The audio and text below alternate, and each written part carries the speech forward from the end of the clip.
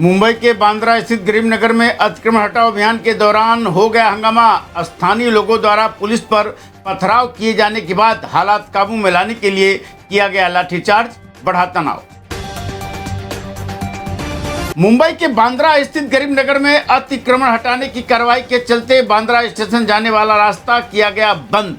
भारी पुलिस बंदोबस्त और ट्रैफिक जाम से यात्रियों को भारी परेशानी। आम जनता की जेब पर महंगाई का एक और बड़ा बम फूटा। दूध की कीमतों में एक बार फिर इजाफा। मिल्मा दूध ब्रांड ने 1 जून से 4 रुपए प्रति लीटर दूध के दाम बढ़ाने का लिया निर्णय।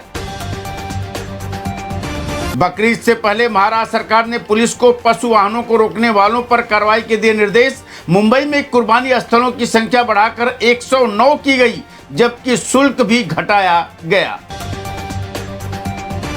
ईंधन कमी की खबरों के बीच देवेंद्र फडणवीस ने लोगों से घबराकर पेट्रोल डीजल की खरीदारी न करने की अपील। उन्होंने कहा कि राज्य में ईंधन पर्याप्त मात्रा में है, अफवाहों से बचें।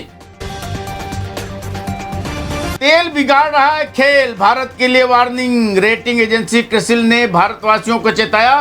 कहा वित्त वर्ष 2027 में भारत का तेल व्यापार घाटा हाई लेवल पर पहुंचने वाला है। क्या बांद्रा बांग्लादेश की सीमा पर स्थित है? वरुण सरदेसाई ने निर्णायक कार्रवाई के बाद महत्वपूर्ण सवाल पूछे। कहा यह भाजपा की रणनीति है।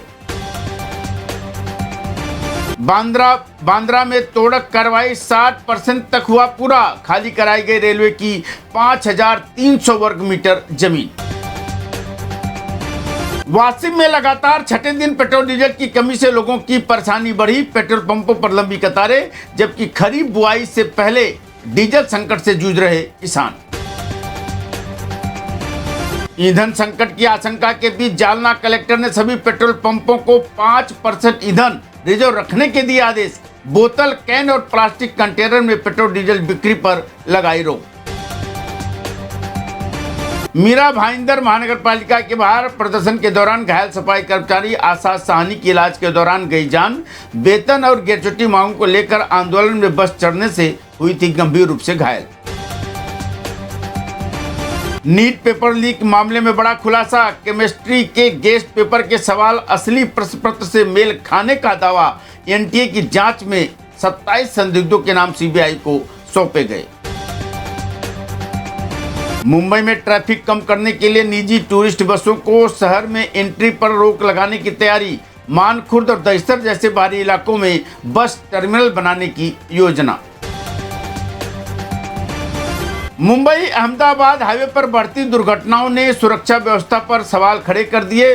पिछले 5 वर्षों में 746 हादसों में 449 लोगों की गई जान, जबकि हालिया दुर्घटना में 13 लोगों ने तोड़ा दम। गर्मी की छुट्टियां खत्म होने के बाद कोकण गए मुंबईकर अब लौटने लगे। सिंधुदुर्ग रेलवे स्टेशनों पर दिख रही भारी भीड़, जबकि ट्रेनें 1 से 5 घंटे तक देरी से चल रही। प्राइवेट जेट छोड़ एयर इंडिया की फ्लाइट से दिल्ली पहुंचे एकनाथ शिंदे, जिस पर संजय राउत ने ली चुटकी। कहा यह सिर्फ जनता की आंखों में धूल झोंकने के लिए किया गया नाटक है।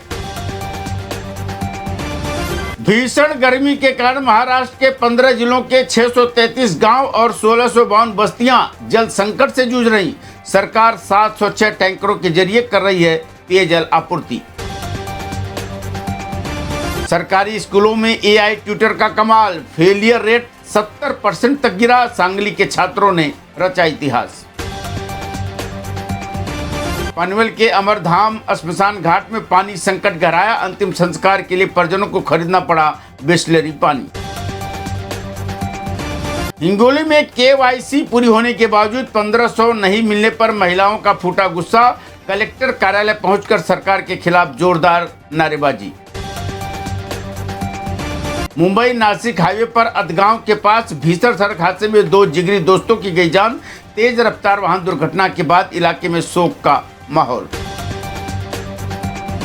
महाराष्ट्र सरकार ने कर्मचारियों को बड़ी राहत देते हुए लंबित महंगाई भत्ता एरियर देने की प्रक्रिया कर दी तेज।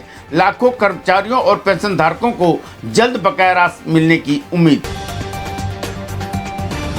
मुख्यमंत्री देवेंद्र फडणवीस कल सह्याद्री गेस्ट हाउस में राज्य स्तरीय पूर्व खरीफ सीजन समीक्षा बैठक करेंगे। अल नीनो और खेती को लेकर किसानों के लिए बड़ी घोषणाएं होने की संभावना। निजी स्कूल संघ ने हाई कोर्ट में कहा कि शिक्षकों से जनगणना कार्य न कराने पर भी प्रक्रिया नहीं रुकेगी। संघ ने दावा किया कि जरूरत पड़ने पर यह जिम्मेदारी संभाल सकते हैं सरकारी कर्मचारी। मुंबई महानगर पालिका क्षेत्र में 7,000 से ज्यादा मेडिकल स्टोर्स ने ऑनलाइन फार्मेसी और भारी डिस्काउंट नीति के विरोध में राष्ट्रव्यापी बंद में लिया हिस्सा। एफडीए ने जरूरी दवाओं की उपलब्धता बनाए रखने के लिए बढ़ाई निगरानी।